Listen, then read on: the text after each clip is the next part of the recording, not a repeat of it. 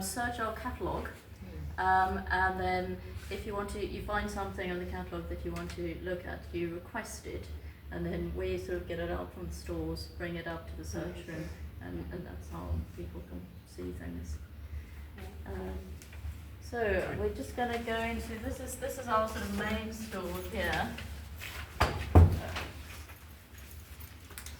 Almost kept marketing goes in.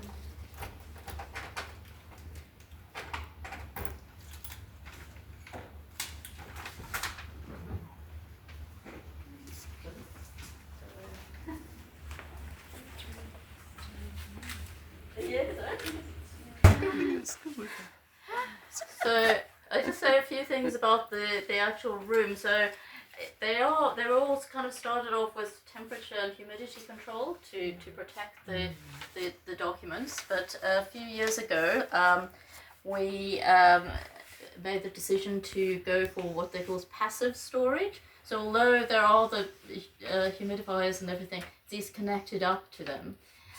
They're not turned on. The idea is that now, because it's in the basement, normally the temperatures, we do monitor the temperature. We have kind of monitors in all the stores. And so it should keep a fairly steady temperature and humidity. If it sort of it goes up or down, then we will sort of turn on the humidifiers or dehumidifiers. But that obviously kind of saves quite a lot of energy rather than having them on all the time. And then you can see, so we have kind of various different things and this is the sort of roller shelving. So here, these kind of boxes here, we've got our sort of photographic prints are stored in those boxes there. These have all actually been digitized, and so if you look on our catalogue, you'll see digitized copies of all these, but these are the sort of original prints. Then there are various kind of volumes down there. Also, you'll see that each row is kind of labelled, and so that's a kind of row marker, and then each shelf has a number.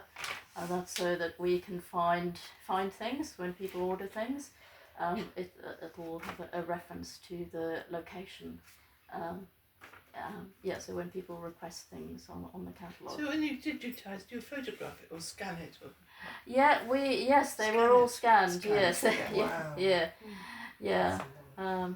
Yes, it was done kind of over many years, but most of them are now done. So are all the records scanned? No. I mean, that's the only thing. The only sort of digital records we currently have, or ones that are sort of accessible, are our photograph collection. For the rest of the collection, all the sort of rest of the stuff in these stores, the catalogue is only a description of what's in here, so that if anyone if you want to look at it, you need to sort of make a request and then order it, and we'll sort of bring it up to the research room. Because I think the thing is, I mean, we do kind of look at digitizing certain things, and Etienne was talking about the Collins collection, which has a huge number of VHS kind of videos in it, and some of those have been digitized because we got some funding to do that. So it's often with digitization, it's sort of if we get funding, then we can do it, but otherwise in the normal course of events it's just too expensive to digitize everything. So we have to sort of be selective and which things get digitized. So I was just going to say, I think we've got a couple of things out here that we got just to show you. This lovely volume here, which with the leather straps, and that is what's called a drainage application. So it's sort of like the precursor to planning applications. And so they sort of go back earlier to the kind of mid-19th century. And they actually they kind of used a lot. We do have an index, a street index, so you can look up a particular address, and that you find. And so some of them, these big volumes they used because they sort of have They have plans in the so it's the application as well as the plan. But they kind of these rather lovely volumes. And this here is from, we've got a big collection from the Bryant and May Match Company. I think it's now been taken over by a Swedish company called Swedish Match, but anyway, they and so these, some of the things in that collection are these matchbook covers. If they're little examples of all the sort of matchbook covers, So and then I think down here, got some. These have been sort of rebound. There's a sort of local historian called Florence Baddest, and she produced all these.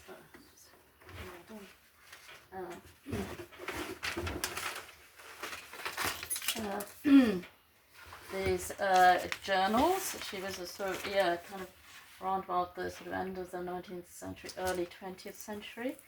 She produced these kind of like a combination of a scrapbook and a journal. And she often used to do things a bit like a sort of early Hackney society. She used to go, if she heard that a particular building was being about to be demolished, she'd go and sort of take some photographs and sort of do a bit of research and sort of collect the research in. So this is. Sorry, what sort of year was that? So it's kind of late 19th century, early 20th. So it's sort of like 1890s to sort of 1920s.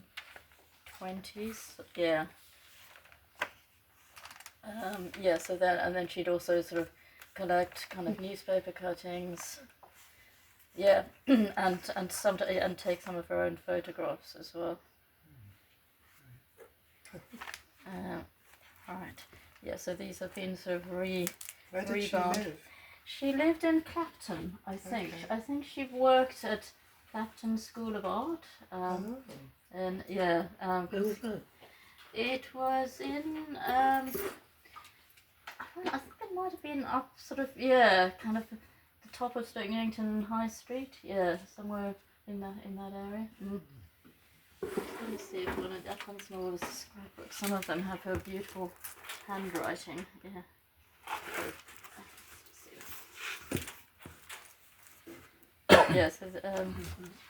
So these are some photographs that she. So these have all been rebound and compiled and stuff. Yes, they have been. I mean, the compilation I think is hers. The rebinding is ours. I see, Okay. okay. The actual pages. So the actual pages. It's like her. Right. And in fact, we've actually got photocopies of these journals up in the search room. So these sometimes you'll see on the photographs. Some of them are postcards. Some have a little FB, which those are the ones that she took herself.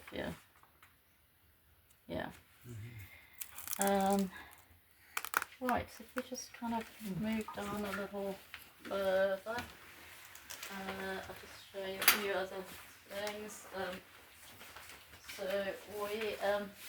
So you'll see in these rows here, a lot of the material that we get in, we'll store in these acid-free boxes, and they all sort of labelled. And the boxes are supposed to sort of help, if there should be any kind of damp or anything, they sort of protect they just add that extra protection, and they also sort of acid free, so they keep the environment, the right sort of environment to preserve the paper.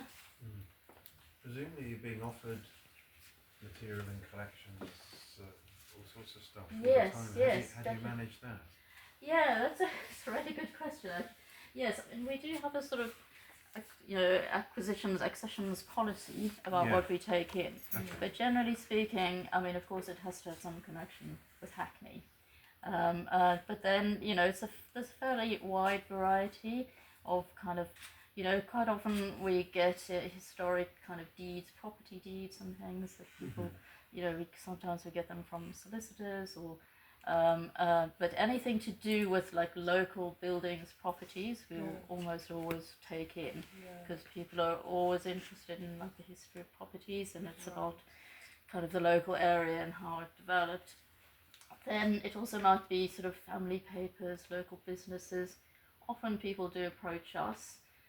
We are also trying to be a bit more proactive, like things like the Sir Collins collection that Etienne was talking about. That was more sort of through developing relationships with local people, and he happened to sort of had some connection with the family, and so that's how that collection came in. And I think it's also certain communities that haven't historically been all that well kind of represented. So we try and kind of broaden our scope so that we kind of get in more from different communities. People might not necessarily know. No, exactly. What they've got is going to be interesting. Yes, exactly. Yeah. It's interesting. It just might get thrown away. Yes, because some people who know about archives and will come to us and say, I've got this, are you interested? And whereas, of course, some people might think, actually, No one's going to care. So, and it's also, it's always kind of one of the most difficult things is how you are selective, because of course everyone's individual papers are interesting to them, and so it's like, so we sort of try and kind of keep a balance, and mostly, take the, because it might just be an envelope of, a few photographs, or it might be sort of someone's, World War One letters, or and I mean, if it has a connection to Hackney, and we will try and take it in.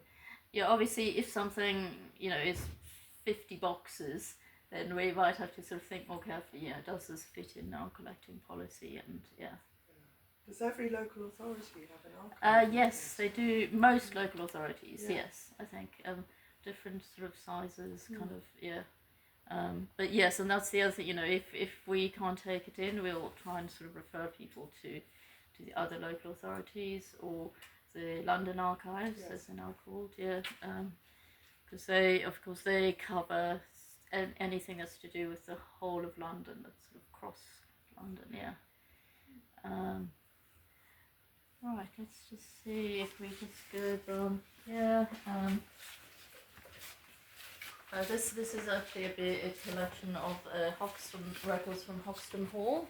If anyone knows Hoxton Hall. Absolutely. So a few years ago, they actually got some funding to get an archivist. So they donated us. It's a huge collection of about 100 boxes, and they so that has all been sort of catalogued, and it is on our catalogue. We have someone in our group who has performed in Hoxton Hall. Oh, good. You might be in one of these boxes. Exactly. Your photo might be in there. It's a programme or something with your name on it. Oh, yeah. There are a lot of photographs in that collection, a lot of kind of pamphlets and leaflets, so it goes back to the history, but also kind of the more recent. Yeah, in fact, yes, I don't know, because Hoxton Hall has just got some funding to do another project, which is also about women. I think the women of Hoxton. Activate, yes. Activate, yes. So we sort of involved with that as well, because I think they think they might, because this collection came in 2013, and so they think they might have gathered some more stuff. So hopefully, as part of that project, we'll be taking in some more stuff. Right, let's see what else we've got down here. Yes, these are the volumes I was showing me. Wow. Which are these are actually Hackney Gazette. so some of these are the Hackney Gazette, but these are rate books. And they're not, these are like from the 1940s. Yeah. So it's. What did you call them? They're rate books. Rate books. Yeah, so, sort of when people paid rates, it was a record of what rates they paid. Yeah. So do you have a full set? Because I'm sure I've seen other rate books in the bowels of Hackney Town Hall. at some point in time. Interesting. Yeah. It depends what period. Yeah. We have. Okay. It's interesting that they still have some. This is maybe years ago. Maybe they're here now. Okay. Yeah. So do they have people's names then? Yes. listed? They usually have the names of sort of owners and occupiers. So if someone's sort of researching the history of a kind of house or building, it's quite useful because you can know who's living there, but also who owns the owner, because that would be the ratepayer usually. Are they ordered geographically? They're ordered. We do have indexes, geographical indexes. Yeah, so you can. They're sort of done by district. So you can look up a street, and the street is in a particular district. Right. And then that will refer you to the volume that you need. Yeah. But yes, annoyingly, of course, the streets seem to change districts over time.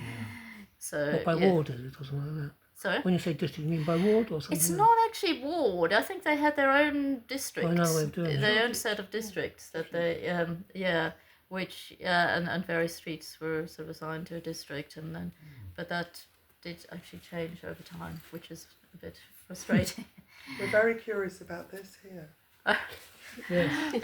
Yes. Yes. In 1891. Yes, I remember my colleague reminded me she'd got that up.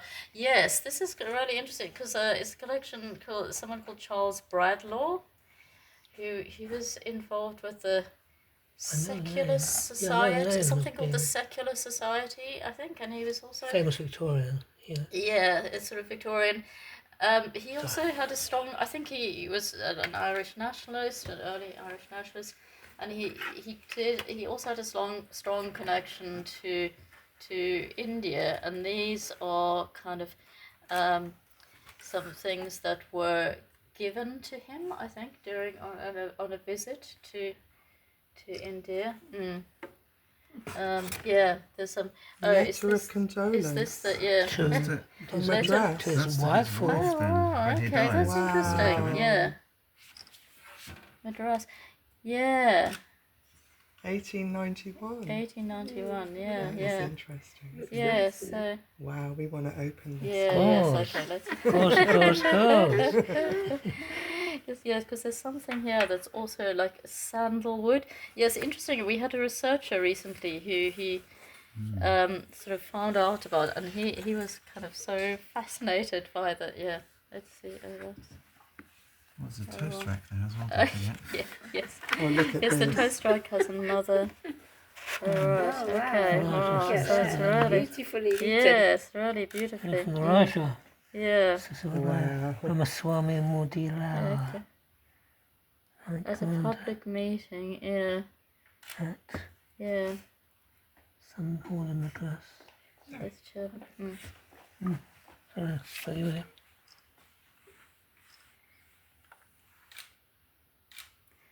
All Yeah. sorts of things. Wow. It's Yes, wonderful. it's What does very it have to do with beautifully. Hackney? Well, I think he lived in Hackney. I Right. think yeah. So that was his connection. Yeah. Or,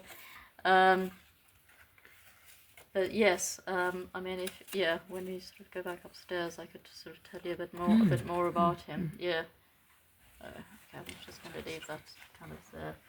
Yeah, the toast rack is a that actually I think is that the CLR James one? Yes, I think it's the cricket. Yeah, you can see the yes, of motif. course. yes, it has the cricket motif. Yeah, so this Lots of stumps. yes, so I think that sort of came into the exactly the stats that's right through the CLR James Yes. kind of family, or because obviously connection with the CLR James in Yes. the building, but yes, the precise provenance is a little we don't exactly know how it first came in. Yes, we don't. Yeah, well, that's one of the things we don't usually take in objects, so we sort of focus more on the documentary kind of photographs, papers. And whereas because the Hackney Museum, Yeah. they They keep there are objects, sort yeah. of kind of sister services. Yeah, they kind of focus on the objects. Yeah. Wow. Okay. Well, Things like the Hackney Gazette. yeah. So they're not digitised. The interesting thing about the Hackney Gazette is that yes, it isn't digitised. It's we do have it on microfilm up until about 2014. So, but I think the British Library, the British Newspaper Library, are going through this process of digitising. But I think they started in the 19th century. 19th century newspapers. Yeah, so I think they might have the Hackney Gazette up to then. 19 or something like 1910 or something, or yeah, I think they. Yeah, I think that's right. Yeah. I sometimes use that. So that's keyword search for. So Yeah. that's amazing. But then it stops. And then So it you starts. can't look at the 20th century. I know. It's just- It's really frustrating. People get because we get a lot of inquiries about the Hackney Gazette and things that went on, and how people could find. And we have to say, well, we've got it all on microfilm, but you have to go Really through. hard to find. You have to kind of, it's hard only work. chronological order. So once it's digitised, you can find everything. well, We can. I guess It's keyword searchable. It's Yeah. not 100% reliable, but you can Yeah. do a lot of. You can. Yeah, you 'cause can do a lot sometimes- of quick searches to just get a feel for what's there. Yeah, because sometimes what The other people name. do is kind of do a search on the British Library, newspaper library database, and then they get the reference, and then they can They come can, and look yeah. at the actual paper. Yeah. Yeah. But yes, it is. I mean, the 20th century, it is really frustrating. That it's very difficult to find stuff. It's falling apart. Right. Okay. Well, I think we probably just about kind of Hold on. yeah. Brilliant, thank you.